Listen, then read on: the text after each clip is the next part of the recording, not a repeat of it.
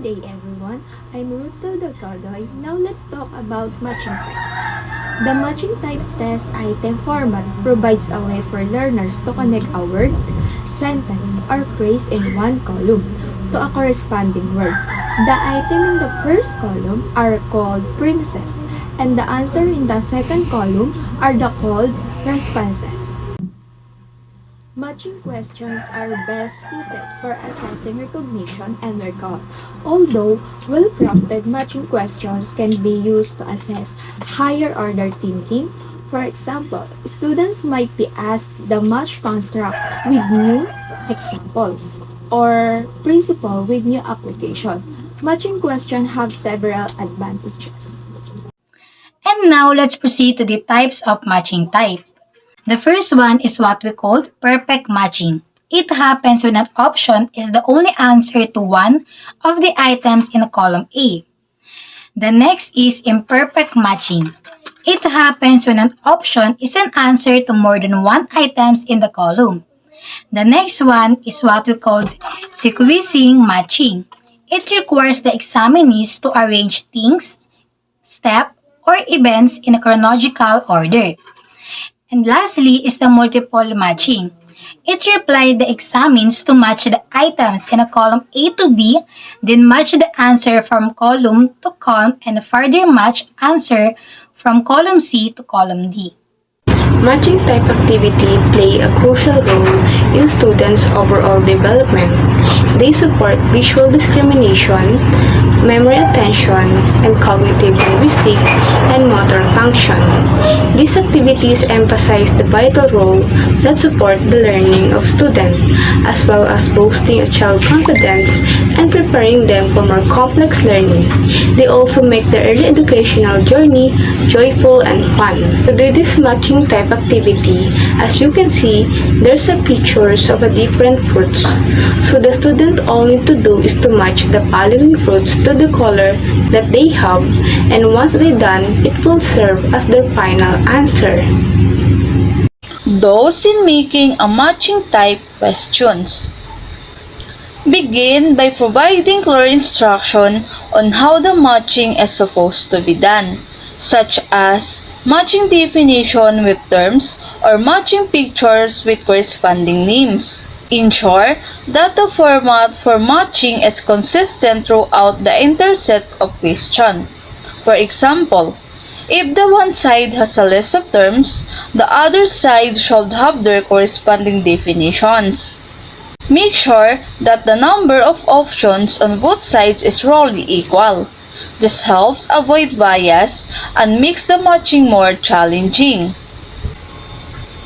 Use options that are relevant and closely related to the correct choices. This encourages critical thinking and reduces the possibility of guessing. Include a mix of easy, moderate, and challenging questions to cater to different levels of learners. This keeps the activity engaging and stimulating thinking. Good day everyone, I am SALITA, and now we're talking about don't in conducting matching type test. First, avoid a one-by-one match between STEM and responses. Consider allowing students to use some responses multiple times or add dummy responses that have no match. This reduces the effectiveness of the response eliminating strategy. Second, avoid unnecessarily lengthy STEM or responses. Limit the number of items within each set. Ideally, the minimum is 5 and the maximum is 10%. Do not premises in the same order as responses. There should be no pattern in the correct answer. There should be no keywords appearing in both the premises and responses providing a clue to the correct answer. Next is disadvantage of matching type questions. First is, can take time to create question. Second, disengaging for the user if having to search through too many matches. Next, time consuming for user taking tests, especially if the test is timed. They are suitable for measuring association only, and they are susceptible to clues. Good matching items are also difficult to write. Good day everyone, my name is Jeuel Cariquitan and I will be discuss all of you about on how to use matching types. Like multiple choice items, matching items can be used to measure both simple recall and more complex application. The students must match words or phrases with definitions, events, places, rules, or concept. Scoring is objective. This format allows for a large amount of content to be tested in a relatively simple, short manner. However, good matching questions may be difficult to develop.